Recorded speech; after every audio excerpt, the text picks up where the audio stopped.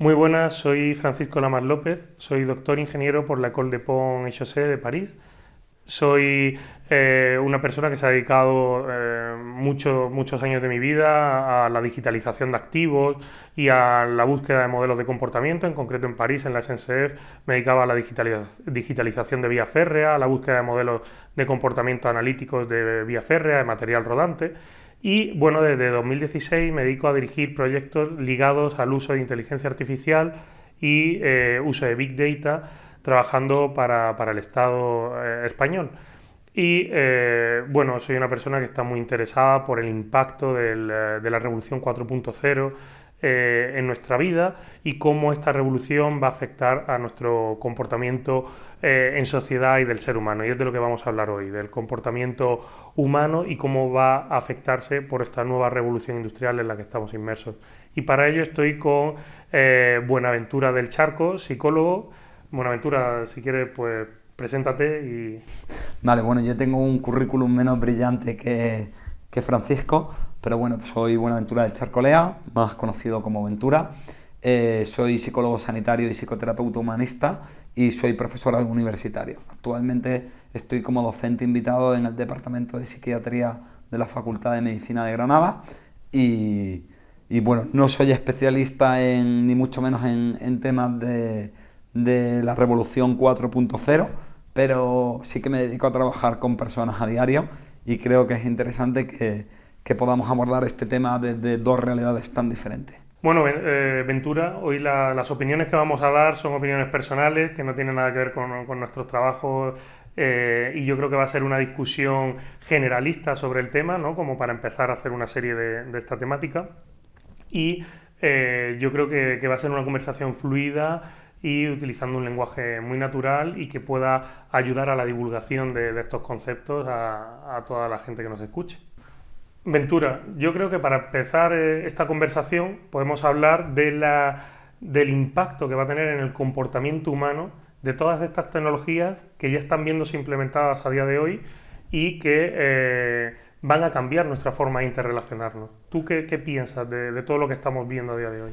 Bueno, desde luego, para la psicología nos está costando un poco entender las implicaciones de los cambios tecnológicos que estamos teniendo. ¿Por qué? Porque ahora mismo la tecnología se implementa a un ritmo mucho más rápido del que realmente podemos entender cómo está afectando a las personas, ¿vale?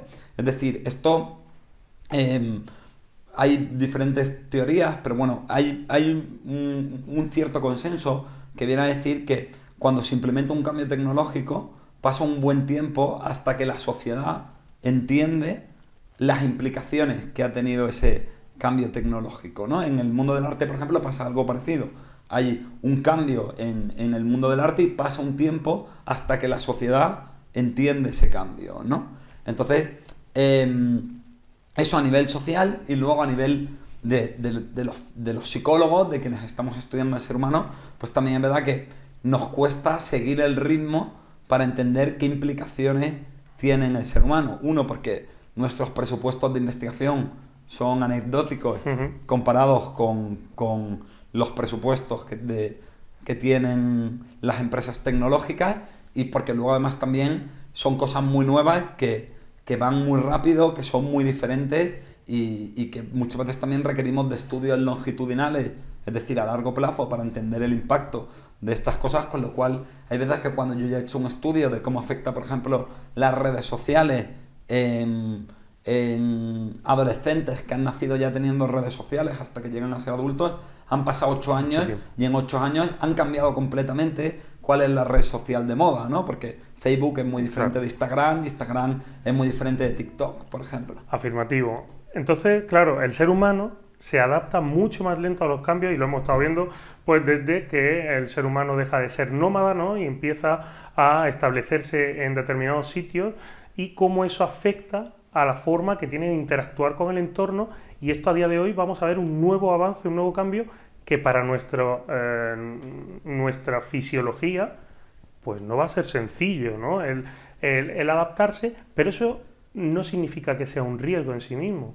Para mí implica una oportunidad. Yo soy optimista en esta revolución, igual que hemos visto en las anteriores revoluciones industriales, que se han podido percibir al principio como una amenaza, ¿no?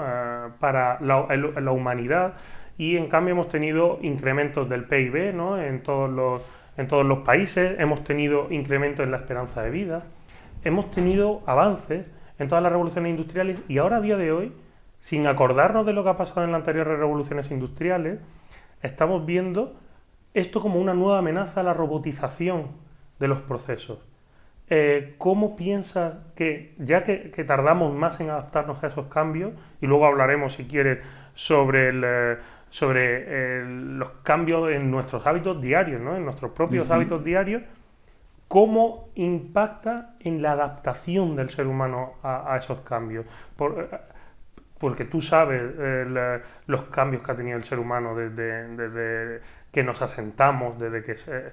¿Cómo crees que vamos a adaptarnos a eso y nos va a afectar? A día de hoy, sin esperar a un largo periodo de tiempo, ¿cómo vamos a aceptar esos cambios en nuestra vida diaria? Bueno, pues la verdad que, claro, como estamos hablando de un cambio de una manera tan abierta y tan ambigua, es un poco difícil poder prever o poder entender que si concretamos un poco, ¿no? Pero sí que es verdad que el tema de todo esto es que desde luego las nuevas tecnologías están llegando a un ritmo muy rápido, ¿vale? Y que esto está teniendo un impacto en el ser humano. Claro. Y hay una cosa que hay que entender también, que, bueno, la tecnología es algo, y el sistema económico es algo creado por el hombre, no es una ley natural, y está creado de una manera, pero lo podríamos crear de otra diferente, claro. ¿Vale? Entonces, la movida de esto es que, sin embargo, las personas tenemos un diseño biológico que viene de nuestra evolución como especie, ¿vale? Y nuestros procesos emocionales y cognitivos y conductuales funcionan de una manera determinada, y eso no va a cambiar. Es decir, el ser humano, se habla mucho de que tenemos que adaptarnos a muchos de estos cambios tecnológicos, pero el diseño biológico del ser humano sigue siendo el mismo. Con lo cual, yo creo que el reto está en que sea la tecnología la que se adapta al ser humano, no el ser humano a la tecnología. Pero el ser humano, a ver, cuando llegamos a un sistema económico tal, llegamos a un equilibrio en el que el ser humano se encuentra a gusto y todo llega a un equilibrio en el que funciona. La economía, las capacidades de supervivencia, la capacidad de vivir mejor, porque el objetivo del ser humano es vivir cada vez más a gusto, ¿no? Establecer unas condiciones de vida que sean mejores, y estamos llegando a equilibrio siempre. Entonces, cada vez que se dé un incremento en las capacidades tecnológicas que nos permitan vivir mejor, llegaremos a un nuevo equilibrio económico, etcétera, etcétera. Bueno, ahí tú partes de una premisa, que es que el avance tecnológico nos tiene que permitir vivir mejor. Por ponerte un ejemplo, ¿no? Con la introducción de las redes sociales, ¿sí? ¿Vale? Lo que sabemos es que las personas que consumen redes sociales, hay una investigación muy interesante del Instituto de la Felicidad, y demuestran que en grupos que se les quitaban las redes sociales versus grupos que tenían acceso a redes sociales, quienes no tenían acceso a redes sociales tenían muchísima menos sintomatología depresiva y ansiosa, y en general tenían un nivel de satisfacción con su vida más alto. Exacto, a eso iba yo al principio, la adaptación del ser humano, porque ahora mismo la forma de consumir información, la forma de interactuar con los demás, es muy distinta a la de hace 15 años, ¿no? Desde que aparece un iPhone, ¿no? Un smartphone, en la que tienes contacto directo con mucha gente y estás continuamente, igual que esta entrevista se puede ver a través de internet, estás continuamente expuesto a la opinión de los demás, ¿no? Antiguamente, en los momentos de más estrés de una persona eran los momentos de entrar en un nuevo grupo, ¿no? Y de ser aceptado por ese grupo, en una nueva empresa. Antes había menos cambios de empresas, ¿no? La persona empezaba en una empresa y normalmente terminaba su vida laboral en la misma empresa. Ahora tenemos que vivir nuevas adaptaciones continuamente, estamos continuamente expuestos. Los jóvenes pasan más de 8 horas al día delante de una pantalla. Estoy hablando por lo bajo, ¿no? Entonces estamos continuamente expuestos. Eso crea una ansiedad, como dice. Estoy totalmente de acuerdo, una ansiedad puede llegar a causar depresión en mucha gente porque se están viendo continuamente evaluados. ¿Eso cómo lo vamos a aceptar o cómo podemos mitigar esos efectos colaterales sin que ese miedo a la revolución, a la robotización nos impacte en seguir evolucionando y en seguir ganando calidad de vida. ¿Cómo podemos mitigar eso? Bueno, la verdad que eso es un tema complejo, ¿no? Porque una de las opciones sería esto que te estoy diciendo, que es que la tecnología se adapte a las personas, ¿vale?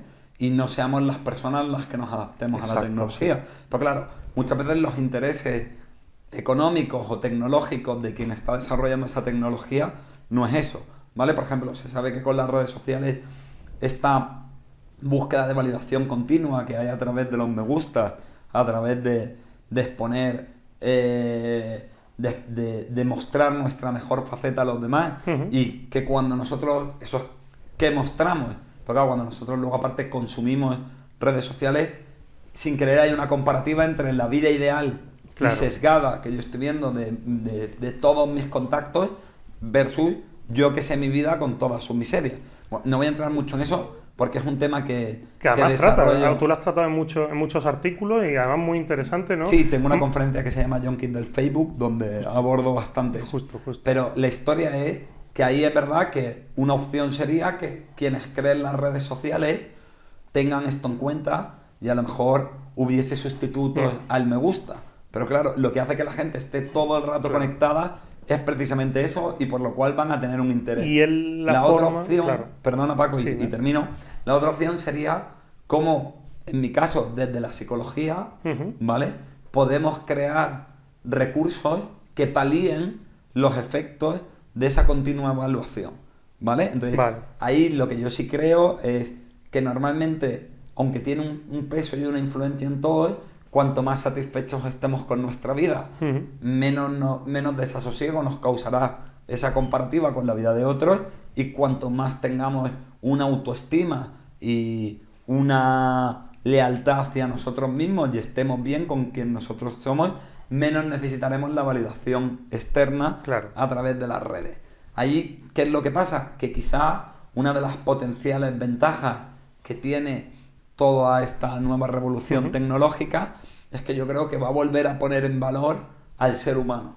Es decir, en la medida en que los robots, en la medida en la que los algoritmos, en la medida en la que la inteligencia artificial puede hacer trabajos mecánicos, manuales y de procesamiento de datos, básicamente el típico trabajo de machaca, hablando mal y pronto, el valor del ser humano va a ser mayor y la lógica es que se invierta más en los seres humanos. A eso vamos a llegar, ¿no? Pero has tratado un tema que es el que vamos a tender hacia un mayor humanismo, lo cual estoy totalmente de acuerdo, y luego lo podemos tratar. Creo que deberíamos tender, no tengo claro si vamos a tender a ello, pero creo que es lo que... Estoy casi seguro, y luego explicaré el porqué, ¿no? Desde un punto de vista más... he escrito un ensayo sobre ello, ¿no? En la Revista General de Marina. Hay un tema que has mencionado, ¿no? El tema de los me gusta. El tema de los me gusta ha sido una herramienta útil para las redes sociales para luego hacer aprendizaje supervisado y hacer modelos de comportamiento de personas. Al fin y al cabo, lo que estamos cediendo, y para que eso sea posible y que las empresas puedan hacer modelos conductuales de las personas, saber qué le gusta a uno, qué le gusta a otro, organizarnos y segmentarnos a la población en grupos conductuales, es basarse en aprendizaje supervisado de Machine Learning. Y no voy a entrar mucho en esto, que a lo mejor es un poco más técnico, pero lo que sí estamos haciendo es ceder muchos datos sin darnos cuenta, incluso con el reloj que llevas puesto, que mide pues, el sueño que tienes, te está monitorizando, y se lo estamos dando a determinadas corporaciones que van a utilizar esos datos para fines que no son transparentes al usuario, y eso puede llevar incluso a problemas en la defensa nacional. Pero bueno, eso es otro tema. ¿Cómo está afectando, ¿no?, a nuestra sociedad el ceder tantos datos nuestros en aras de una mayor comodidad, ¿no? Tenemos todos cuentas pues se pueden mencionar, Google, ¿no? Tenemos todos cuentas en Facebook. Estamos cediendo datos a veces sin darnos cuenta. Esto es un peligro. Y esto es un peligro, pero quiero saber tu opinión sobre la cesión de datos sin darnos cuenta. Somos muy celosos para la cesión en determinados aspectos, lo hemos visto con el COVID. No, es que esto no lo debe de tener tal persona, esto tal. No podemos hacer una aplicación que sepa dónde estamos en cada momento porque es una intromisión a nuestra... Pero sin embargo, a ciertas corporaciones le damos absolutamente todo con aparatos que están en nuestro bolsillo. ¿Qué piensas de eso? Bueno, para mí la cesión de datos es a dos niveles, ¿no? Es decir, hay un nivel en el que sí que tenemos un control de los datos que cedemos, y no me refiero a las corporaciones, sino me refiero a nuestro entorno, es decir, yo decido qué pongo en redes sociales, pero ahí también estamos cediendo datos. Claro. Si yo subo una foto, pues no sé, ayer que estuve de cubatas en una terraza, si yo subo una foto de eso, la gente sabe que voy a ese sitio, la gente sabe quiénes son mis amistades, la gente... O sea, hay una cesión continua de datos en aquello que muestro. Bueno, las corporaciones saben que no subimos todo, pero Google No, sabe... ahí me refiero no a nivel corporativo, me refiero a nivel de la gente que yo tengo agregada en esas redes sociales. Y cesión no es solamente lo que uno quiere publicar conscientemente. Cuando estamos andando en bici, o bueno, andando a pie, o estamos... Google puede saber cuánto tiempo pasa uno en el coche al día. Exacto. Es inconscientemente. Exacto. Y luego hay esa otra parte, que, o sea, lo que quería hacer era una diferenciación vale. entre los datos que yo tengo el control y soy consciente de que cedo cuando lo hago en redes sociales, y los datos que yo no soy consciente que cedo, que son esos datos que recogen las corporaciones, ¿no? Y que pueden saber, por ejemplo, pues que tú y yo somos amigos porque con frecuencia nuestra geolocalización está en el mismo sitio, ¿Saben ¿no? cada cuánto interactuamos? ¿Saben? Esto, claro, a día de hoy se puede ver como una amenaza, ¿no? Haciendo un análisis DAFO. Es una amenaza, pero también es una oportunidad.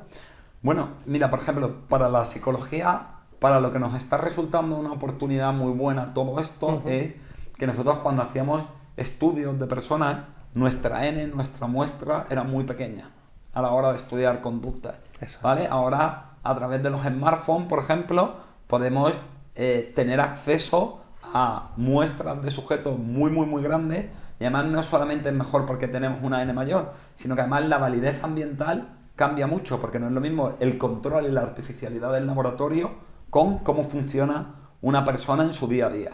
Y es verdad que el Big Data y esos recolectores de datos que son los smartphones nos lo están permitiendo, ¿vale?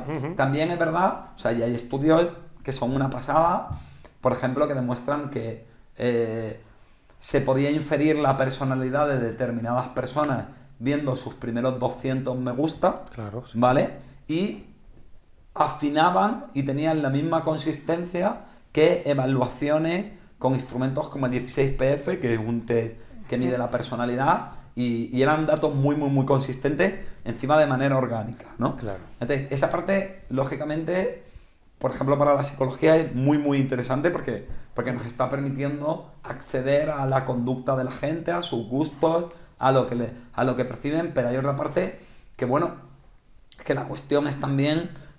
o sea, yo creo que a nivel psicológico no es tan grave esa cesión de datos masiva a las corporaciones, o por lo menos no nos resulta tan amenazante. Ahí creo que tiene más que ver con lo social, con lo ético, con lo económico, pero sí hay un componente importante que es que todas las personas, porque esto ya empieza a ser cultura popular, sabemos que hay un algoritmo que estudia nuestros gustos y que nos enseña cosas relacionadas con nuestro gusto. Y eso es muy interesante, y termino, porque claro, ahora mismo cuando te enseñan algo, tú presupones que te interesa porque el algoritmo entiende que es afín a tus gustos. Sí. Pero claro, podría llegar un momento en que la empresa nos enseñe algo que no es afín a nuestros gustos, pero como nosotros sabemos que nos enseñan cosas afines, demos por hecho que ese contenido es afín a nosotros y tengamos una predisposición hacia ello. Exacto. Eso, ahí va a entrar la ética, ¿no? La ética dentro de la algoritmia de Machine Learning y tal. Y eso es un tema que podemos tratar luego, pero me voy a quedar con la primera parte de tu comentario, y es que hay algo que ha cambiado ya radicalmente la forma de trabajar, de buscar información, de aprovechar nuestro tiempo, de procrastinar, ¿no? De decir, lo hago mañana, lo hago tal. Antes, pues teníamos menos formas de aburrirnos, ¿no? Y la forma de aburrirse era más simple y más adecuada a la fisiología humana. Ahora tenemos mucha información que poder consumir. Estamos interconectados. Desde que aparece Internet empieza a cambiar la forma de interactuar del ser humano con el conocimiento, ¿no? Si yo quiero operar a corazón abierto, en el año 80, pues había que pasar 6 años en una carrera de medicina, había que... La curva de aprendizaje ha cambiado totalmente desde que tenemos internet. Tenemos una curva de aprendizaje enorme, podemos aprender de cualquier especialidad teniendo una buena base, y en base luego hablaremos del humanismo, base humanística y base técnica. Un ingeniero generalista pueda llegar a acceder a diferentes capacidades de forma rápida, porque tenemos mucha información en internet. Pero ¿qué pasa? El humanismo y la capacidad de discernir, que es una capacidad humana más que de computadoras, es la que nos va a ayudar a decir esto sí me vale, esto no, esto es erróneo, esto sí, esto no, porque como tú sabes en internet nos encontramos, lo acabas de decir, ¿no? Con las prioridades, ¿no? Y lo que te muestra la red social y esto me tiene que gustar, me ha predispuesto a que me guste. Sí, esto. o tiene no sé cuántos me gustas y no sé cuántos comentarios. Pero ahora entra el ser humano a decir esto sí, cuando yo quiero aprender de cómo hacer un avión, ¿no? Y cuáles son los parámetros concretos que van a impactar más en hacer mi avión, voy a buscar vídeos y yo o tutoriales y mi capacidad de discernir es la que va a decir mi capacidad humana, esto sí es importante, esto no, esto sí, esto no, porque hay mucha información, tenemos que triturarla. Entonces, claro, una cosa que va a cambiar, ¿no? en nuestra forma de interactuar en nuestras profesiones es la de adaptarnos a este lenguaje o a esta... vamos a estar en un proceso continuo de aprendizaje que antiguamente uno se especializaba y se titulaba en algo y toda la vida era muy lineal. Ahora vamos a estar en un aprendizaje continuo y después de tu respuesta quiero hablar de las capacidades, lo que llaman los británicos skills, en las que por ahora en este siglo vamos a seguir ganando a los computadores. Y es ahí donde nos tenemos que centrar y la mayoría son humanas. Vale, sí, entiendo lo que quieres decir. Bueno, yo creo que aquí incluso podríamos verlo desde, o a mí creo que te puedo brindar un enfoque desde mi parte como docente, ¿no? De cómo debería ser el aprendizaje, de cómo está cambiando todo esto y luego mi parte como psicólogo, ¿no? Entonces, aquí hay dos cosas. Uno, a mí me preocupa profundamente este tema. Y me preocupa profundamente este tema de una parte crítica, es decir, creo que es una de las partes que menos me gusta de todo este asunto o de cómo se está enfocando, ¿vale? ¿Por qué? Porque nos están vendiendo como algo muy bueno el hecho de que vamos a tener que reinventarnos, de que vamos a tener que estar en una formación continua, de que vamos a tener que... Bueno, y que va a ser posible, ¿entiendes? Sí. Porque como dices, está toda esa información y si tú tienes una buena base, puedes acceder a ello. Aquí hay dos partes. Una de ellas es que el ser humano, eso está muy bien, eso yo entiendo que es lo que demanda la economía y es lo que demanda la nueva tecnología, pero volvemos al diseño biológico del ser humano. Exacto. El ser humano no está hecho, bueno, o está diseñado para que la inestabilidad le resulte ansiógena. Es decir, a los seres humanos, nuestro cerebro se siente cómodo en la rutina. Y se siente cómodo en la rutina, básicamente, y sin enrollarnos mucho, porque el ser humano prehistórico, ¿vale? Que ha sido la gran parte de la historia de la humanidad, se sentía cómodo yendo siempre por el mismo camino a beber agua, porque sabía que por ese camino no pasaban lobos. Si de pronto tú innovabas y te ibas por otro camino o a otro punto del cauce del río, lo mismo es donde los lobos iban a beber, o había una madriguera de lobos cerca, y acababa siendo la merienda de los lobos. Es decir, hay que entender que en la mayor parte de nuestra historia, lo no conocido era potencialmente mortal. Por eso nos hicimos a lo mejor sedentarios y empezamos la agricultura y nos está pasando ahora mismo, estamos pasando ahora otra revolución de esas que nos va a permitir evolucionar en nuestra calidad de vida y además a una rapidez mucho mayor de la que pudo vivir un antepasado nuestro. Bueno, eso es relativo, porque puede que haya una calidad material, pero si el ser humano va a tener que estar en esto que estamos hablando, va a tener que estar siempre en la incertidumbre de que su trabajo es en parte además todo esto de la cultura líquida, su trabajo es líquido, no hay nada estable, todo cambia, el ser humano se está empezando a tratar como si fuera una aplicación que tiene que actualizarse continuamente y se la está convirtiendo en un producto, ¿vale? En gran parte por esta tecnología. Entonces, eso... Puede que tengamos muchas cosas a nivel material o económico, pero eso va a tener al ser humano en una continua ansiedad y en una continua sensación de riesgo y además en un continuo examen. También hay que entender que el ser humano se habla de esto atendiendo solamente a las necesidades de conocimiento y a las necesidades tecnológicas y del mundo laboral. Pero es que eso coexiste con otras facetas del ser humano. Por ejemplo, un padre primerizo que tiene 40 años y tiene un hijo, en ese momento de su vida probablemente necesita estar volcado en el hijo.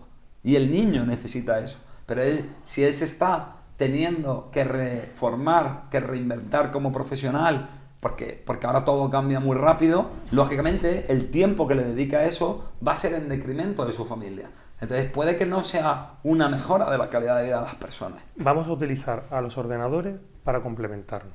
Entonces, tenemos que saber en qué ganan los ordenadores, en qué gana el ser humano. Claro. Entonces, creo que hay skills, ¿no? Habilidades que van a ser muy importantes para una empresa, ¿no? Que diga, voy a coger este humano. El humano tiene que tener intuición, capacidad de reacción ante cosas imprevisibles, tiene que tener empatía, inteligencia emocional y tiene que complementarse con el robot.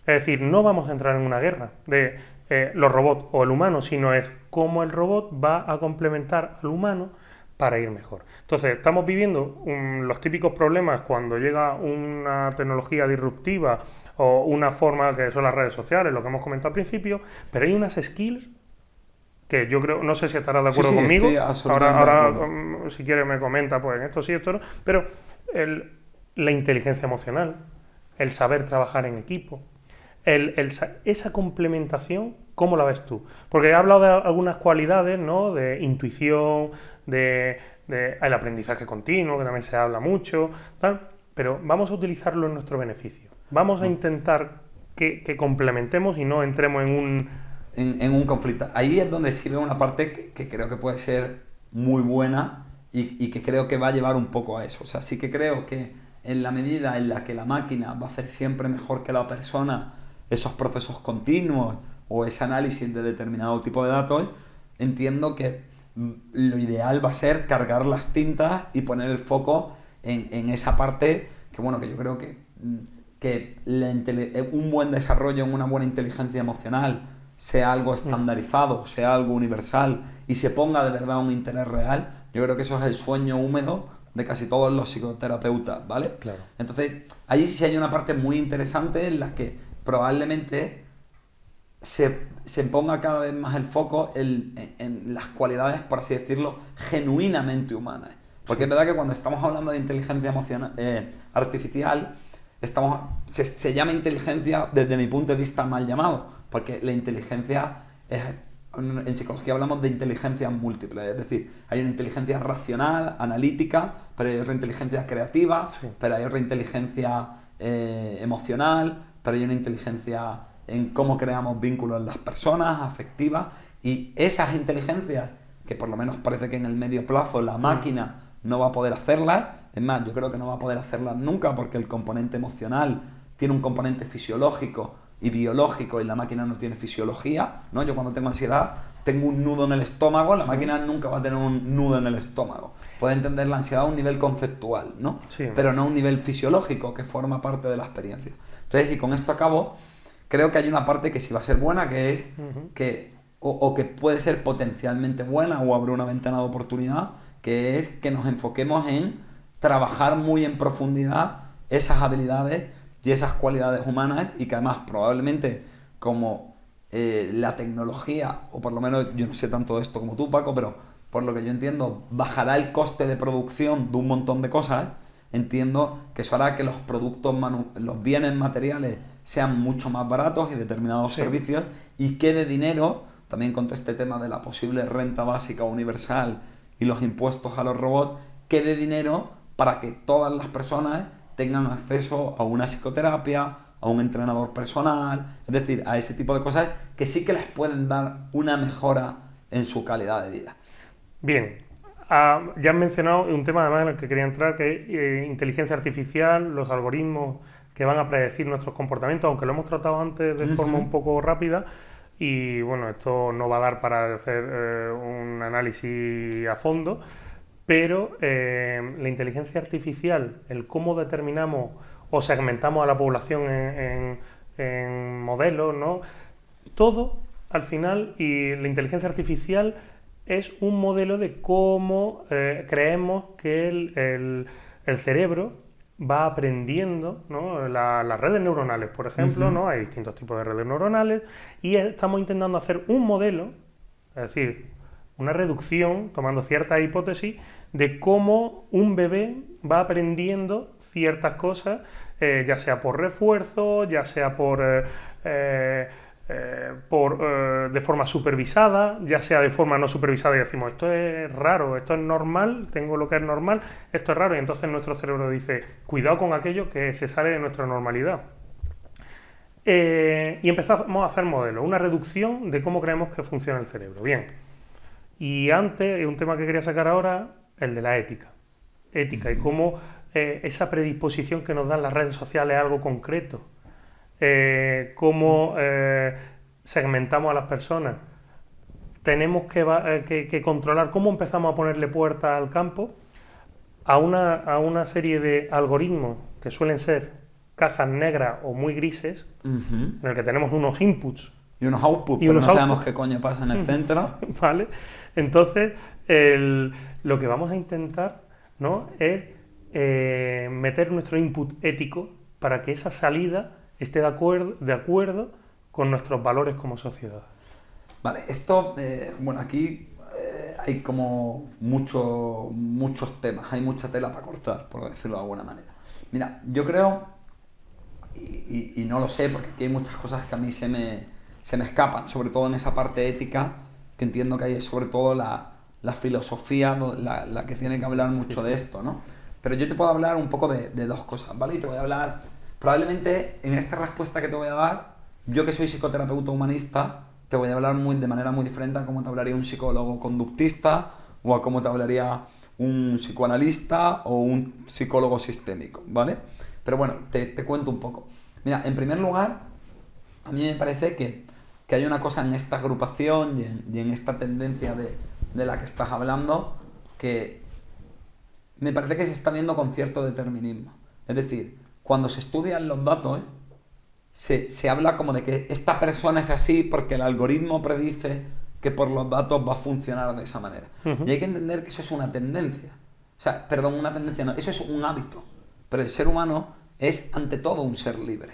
O sea, la libertad y la capacidad de elección genuinamente libre del ser humano es algo que no están teniendo en cuenta todas estas nuevas tecnologías. Es decir, pero la están reflejando. Es decir, bueno, y no nos solemos equivocar, igual que cuando utilizamos estadística, ¿no?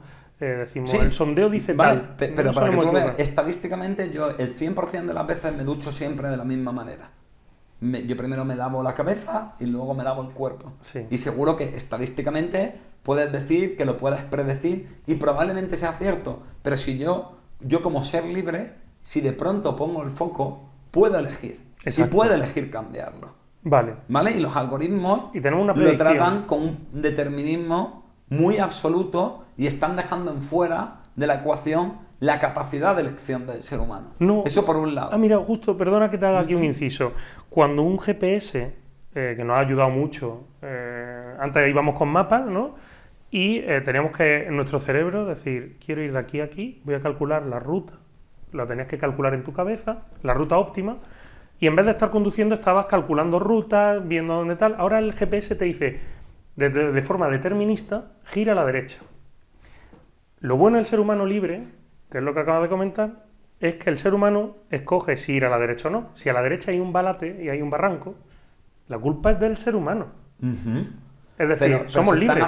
Claro, pero se están haciendo predicciones, es lo mismo, por ejemplo, que en la bolsa, en base a tendencias, como si eso fuera a ser así, cuando de pronto el ser humano puede romper.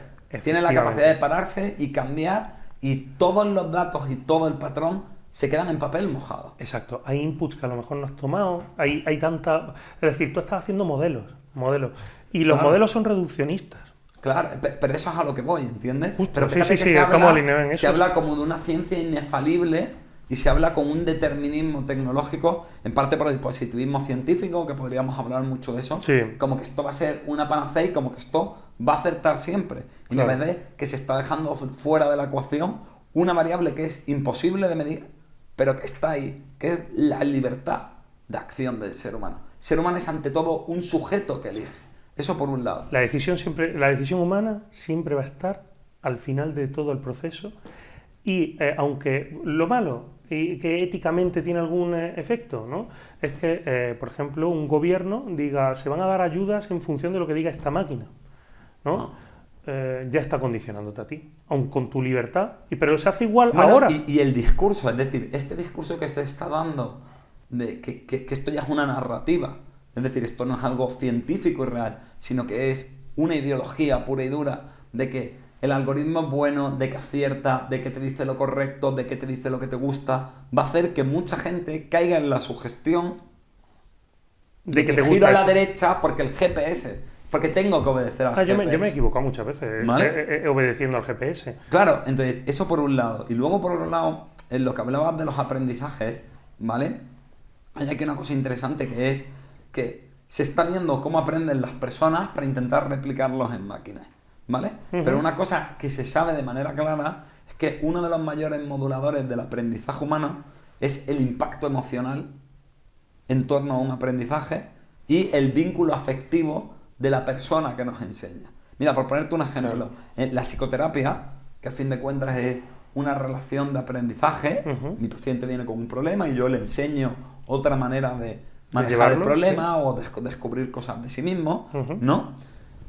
Se sabe a día de hoy, desde los metaanálisis de Lambert del 92, que el mayor modulador del cambio de un paciente es la alianza terapéutica. Es la decir, emoción. es el vínculo afectivo que se crea entre el terapeuta y el paciente, ¿vale? Y luego hay psicólogos como Winnicott, como Bandura, que ya demostraron que un ser humano aprende mucho mejor cuando quien le enseña es una figura afectivamente importante para él que esté cerca. Por eso aprende mejor de papá y de mamá que de un desconocido. Justo. ¿Vale? Vamos a irnos y eso ahora en las máquinas no pasa. a las emociones.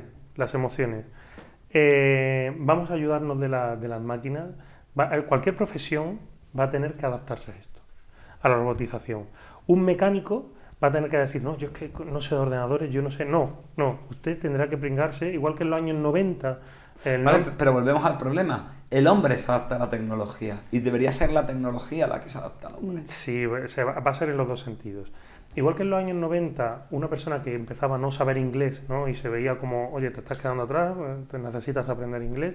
Ahora, en el 2021, persona que no sepa, no tiene que ser experto, pero que no sepa interactuar con un ordenador, va a empezar a quedarse atrás. Un mecánico no puede decir, yo es que sé de mecánica, yo no sé de hablar con los ordenadores y de ayudarme y de compenetrarme con el robot.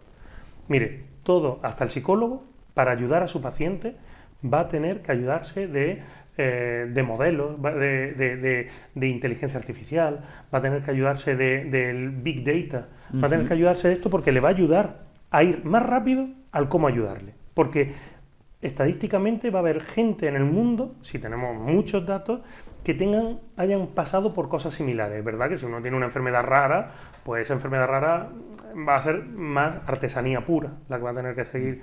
Pero vamos a compensarnos a los humanos con las máquinas para que el psicólogo le ayude a ese paciente más rápido. Pero ahí hay esa importancia de la genuinidad del ser humano. Esa importancia, precisamente para mí, de dos cosas. De que el ser humano tiene esa capacidad, como dice Viktor Frankl, de la logoterapia, de decidir qué sentido quiere darle a la vida.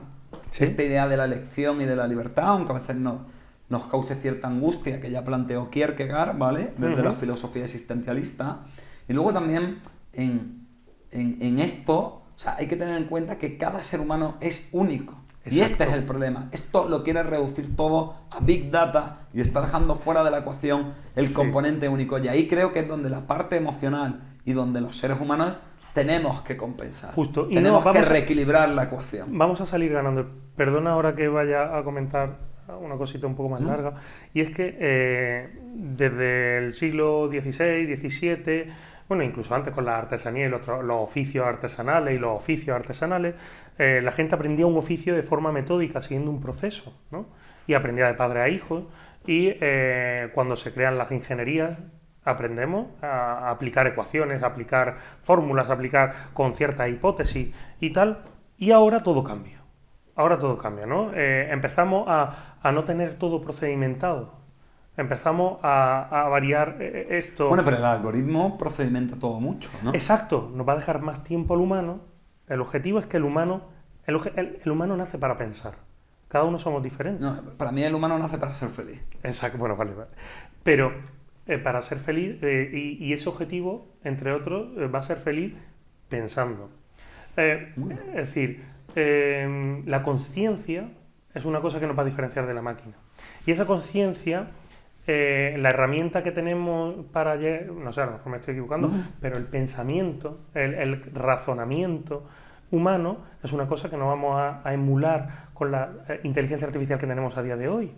Entonces, esto es importante porque creo que con esta revolución 4.0 y con la robotización de muchos procesos, vamos a hacer al humano más humano. ¿Y por qué digo esto? Estamos viendo yo lo he visto en Francia, en mucha banca, ¿no? En servicios bancarios y otro tipo de industria, que cada vez hay más filósofos, cada vez más psicólogos dentro de los equipos que hacen data science, los científicos de datos. Ahí hay cada vez más filósofos. Es necesario adaptar toda esta algoritmia, toda esta forma de predecir y de segmentar modelos de comportamiento, utilizando este pensamiento crítico, ¿no? Que pueden aportar los filósofos, los psicólogos. ¿Qué piensas de esta vuelta al humanismo que va a suponer? Yo creo, sinceramente, soy optimista, ¿eh? A lo mejor tú me dices, Paco, no creo que esto vaya a llevarnos a un mayor humanismo.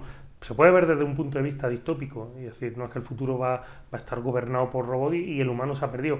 Creo, y a lo mejor me estoy equivocando, que esto nos va a llevar a todo lo contrario. Igual que hemos tenido miedo de las revoluciones industriales y todo ha sido una curva en crecimiento exponencial, en riqueza, en capacidad, en esperanza de vida, porque si queremos ser felices el mayor tiempo posible. Ha sido una evolución en la calidad de vida, pues en salud. Con cada revolución industrial hemos tenido mayor salud. Creo que esta también va a llevarnos a un mayor índice de felicidad. Mira, Paco, y de humanismo, perdón. Yo sí te digo la verdad, no lo sé. Yo la verdad que este es un tema que le veo muchas luces como muchas sombras. Cuando lo pienso desde una perspectiva histórica, y yo esto no tengo mucha idea, pero creo que igual que fue la revolución industrial y eso generó una serie de problemas como el proletariado, como las grandes masificaciones urbanas y la insalubridad de los barrios obreros, como una serie de cosas, y eso luego llevó a que hubo que haber un periodo de readaptación muy difícil y muy complejo, ¿no? Surge el marxismo, yo creo que como una respuesta a esto. Es decir, luego hubo que reajustar, se nos fue la olla con la revolución industrial y luego hubo que pulir todas las consecuencias de esa implementación tan rápida a nivel social y humano, ¿no? La alienación del self, en fin, un montón de cosas. Creo que aquí puede pasar algo parecido. Para mí hay dos cosas o varias cosas que me preocupan en esto. Vuelvo a lo mismo, creo que nos está permitiendo entender un montón de cosas del ser humano cada vez mejor, con cierto reduccionismo, pero bueno, creo que desde luego va a liberar un montón de recursos económicos para que la gente pueda tener dinero para servicios como por ejemplo la psicoterapia, que hoy en día no son tan habituales. Creo también que puede volver a crear un nuevo humanismo en el que se ponga el foco en el valor de la persona y en que eso hay que cultivarlo porque es lo que le diferencia de la máquina y porque está su valor diferencial, por decirlo de alguna manera. Pero sí que creo que hay una serie de cosas que me preocupan enormemente porque no entendemos las implicaciones de lo que pasa. Es decir, fíjate, una cosa tan sencilla como Tinder, ¿vale? Está haciendo que cambie mucho la manera en la que la gente liga o la manera en la que la gente... Y el propio formato de Tinder lleva a que ese intento de seducción o de conocer a alguien o de intentar encontrar a alguien para lo que sea, para tener sexo, para tener una relación, para lo que sea, fomenta la cosificación del ser humano.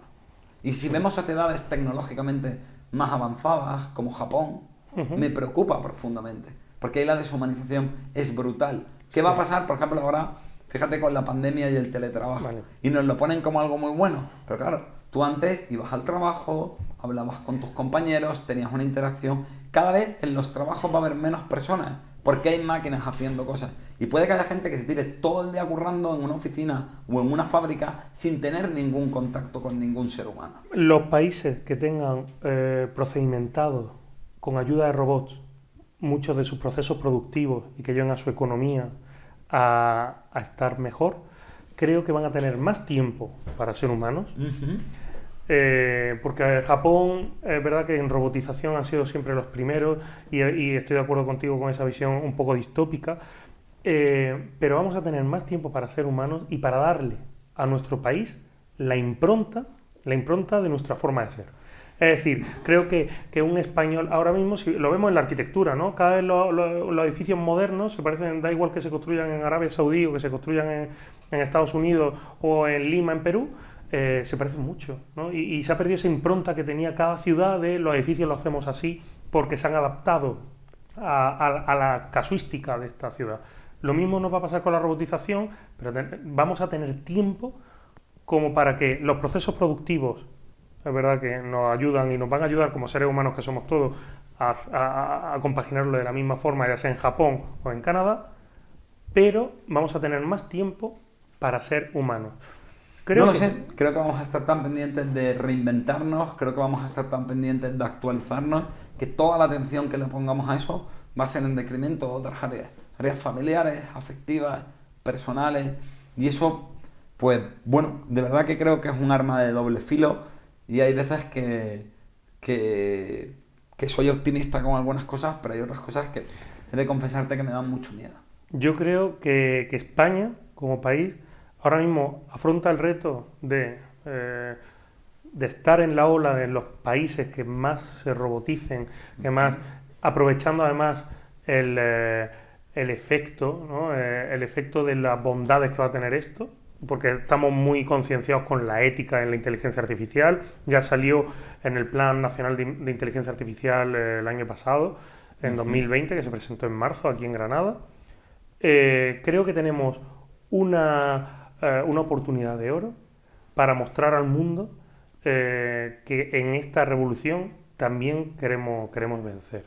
Entonces, bueno, yo creo que hemos abordado muchos temas de una forma muy general y además yo ya he visto a lo largo de esta conversación que hemos tenido que podríamos hacer compartimentar temáticas a lo largo de una serie porque daría para muchos minutos. Yo creo que es un tema, sobre todo porque además, vuelvo a lo mismo, creo que entendemos muy poco lo que está pasando y seguro que da para muchas más cosas. Pero bueno, yo la verdad que sí que tengo un buen sabor de boca de este picotear y de este darle un poco vueltas desde perspectivas tan diferentes, ¿no?